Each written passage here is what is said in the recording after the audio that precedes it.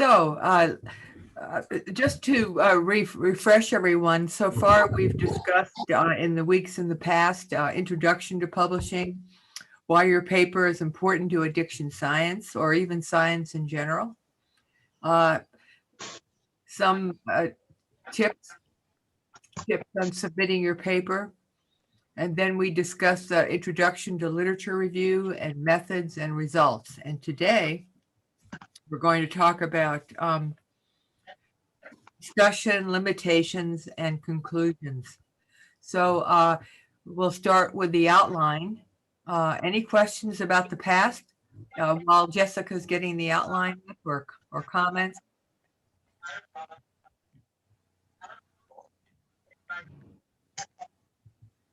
All right. I'm sorry. Jessica, did you send us a box file with the PowerPoints, or? I need to send the last 2 weeks still, I think, but I can Okay. get that. I can get that for us later. Are they're in our email then, if I wanna. You're emailing them as an attachment, or? Yes. Okay, all right, thank you.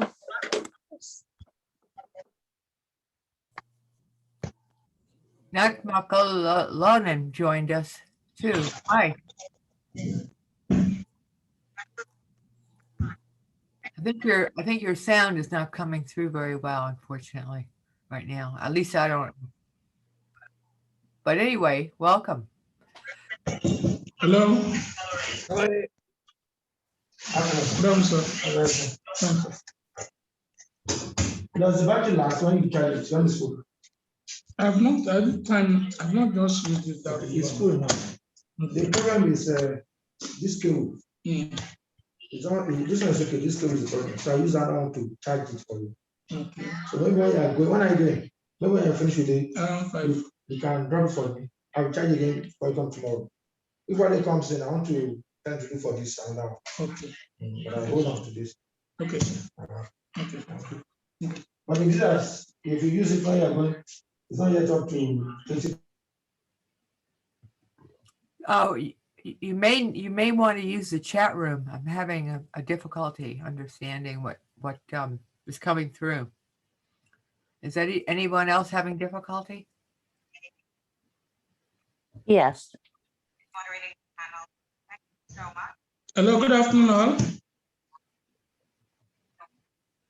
Hello. Hi, all. Hi. Hi. That's better. There we go. Yeah. Good afternoon from Lagos. Yeah, Oh. I've been having issues joining the classes, and I'm happy today I'm able to join fully. That's Thank lovely. you very much.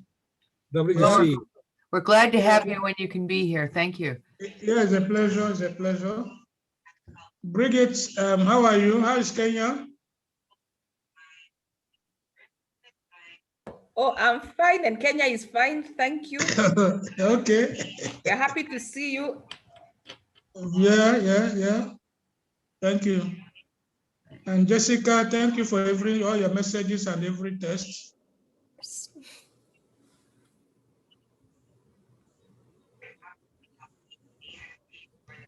She says you're welcome. Oh yeah. Okay, sir. So today we're discussing session 6. This is our 6th session out of 10 sessions, and our topic today is discussion, limitations, and conclusions. So let's have the first slide, please, Jessica. So in this section, in the discussion section, it used to have the limitations and conclusions as well, but now they're separating all of these 3 parts. So this is your opportunity to report what was the result, that was the facts in the previous section, the results. So this is where you elaborate, present the relevance of the findings, and then you put that into context. So when we say context, we mean in relation to the total environment, primarily though the literature review, but the political, social environment as well.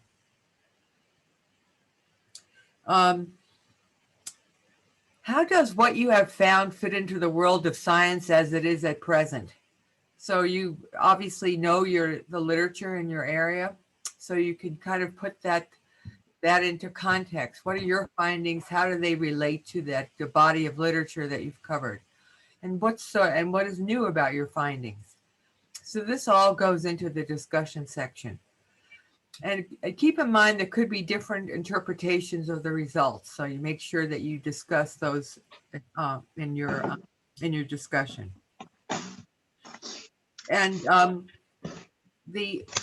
when I asked, just going back to the previous item, what is new about your findings? Remember that this is also the time when you talk about what's new about your findings.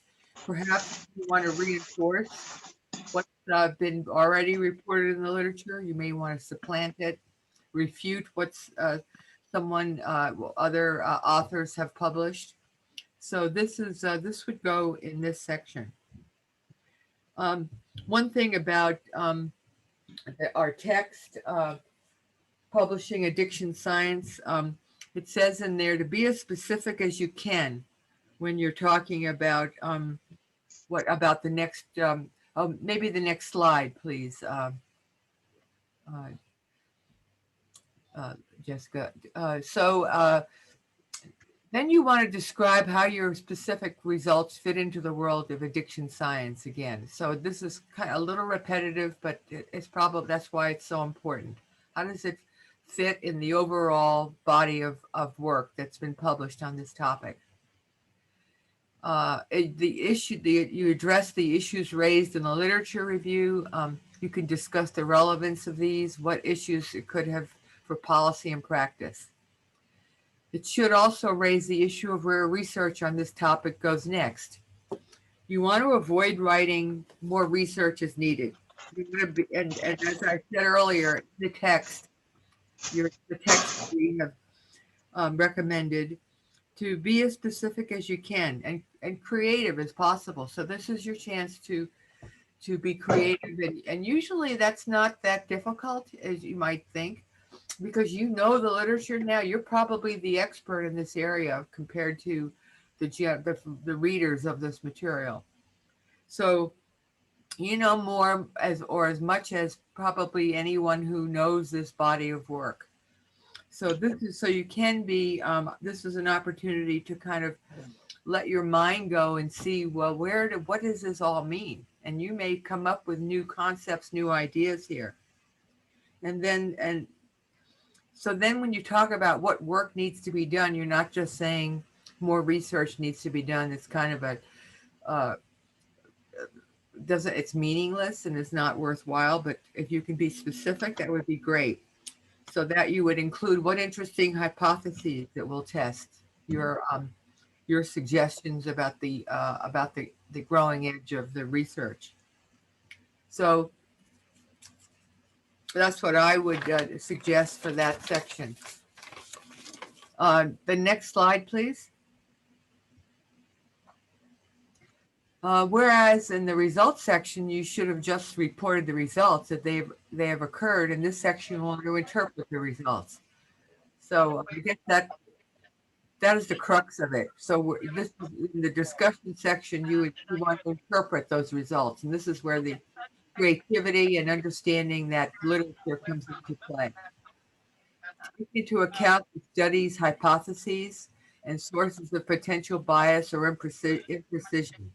So that you also want to, be consistent in all of your work. If you had a theoretical framework, then you want to show how that now fits in with your discussion of the results and your discussion of your hypotheses and biases or imprecisions.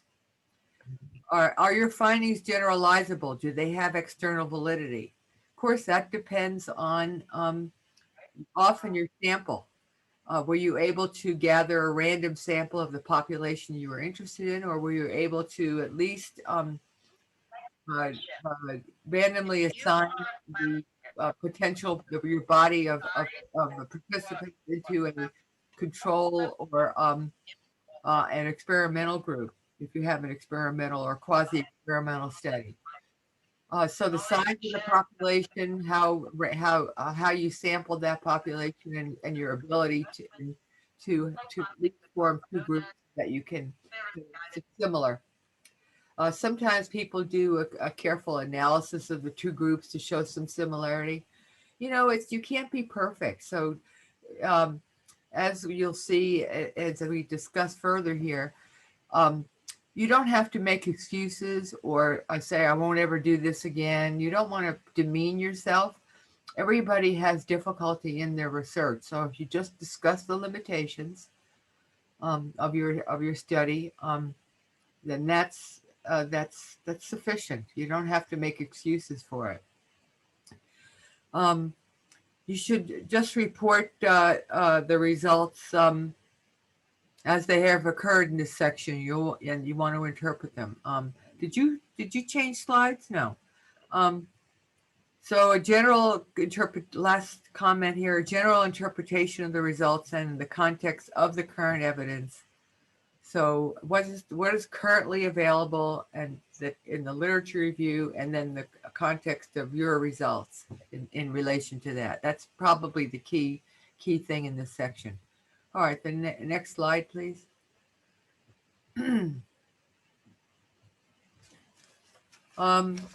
Of course, speculation about the importance of the results is, of course, part of the discussion, limited to what is reasonable and likely.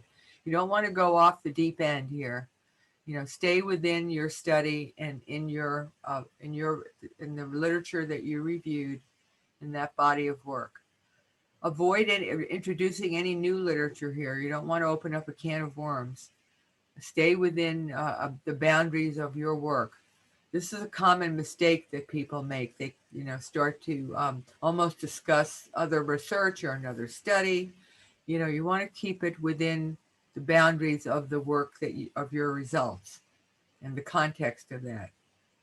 If you, again, I mentioned earlier, you should comment on policy and even the social environment, but be careful. You don't want to go off on a political rant here, which is probably easy to do these days, but it removes the seriousness of your finding. It takes the reader somewhere else where you don't want to go.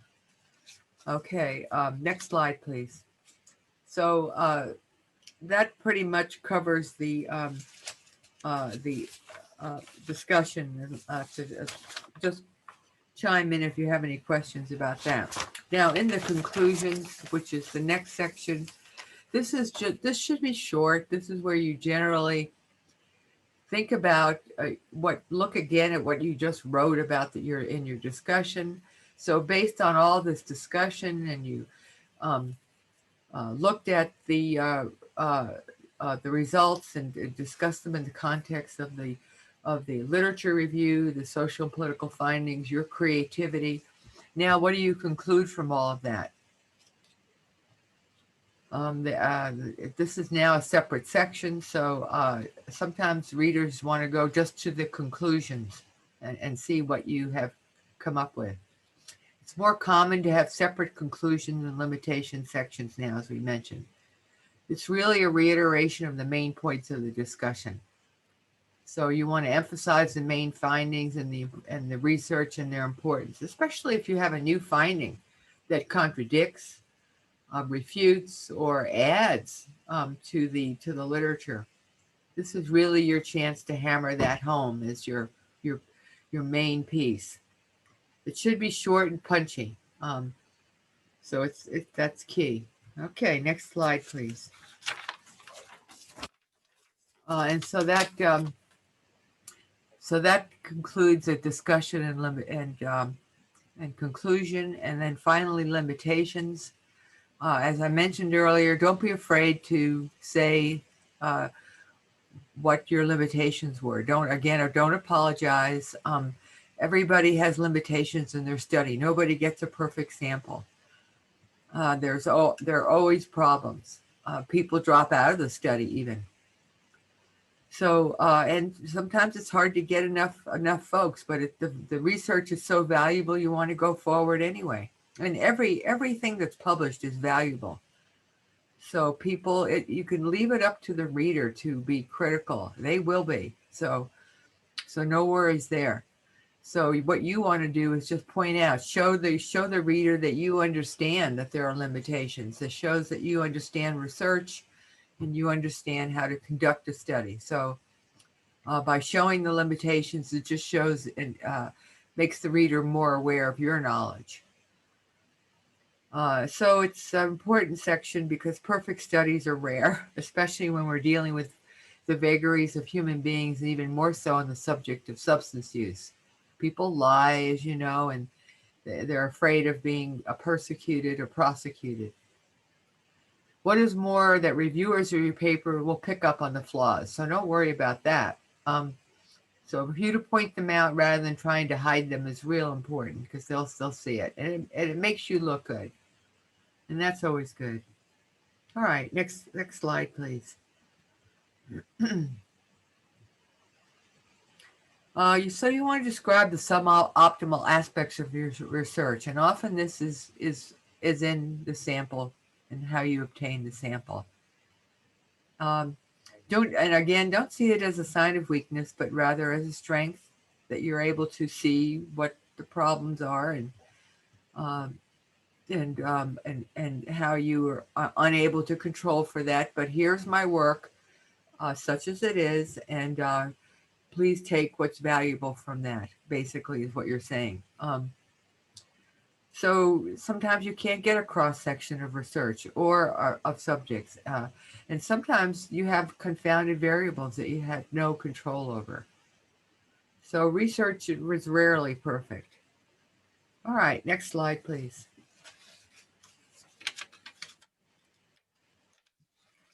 So again, I mentioned a few times, don't be apologetic.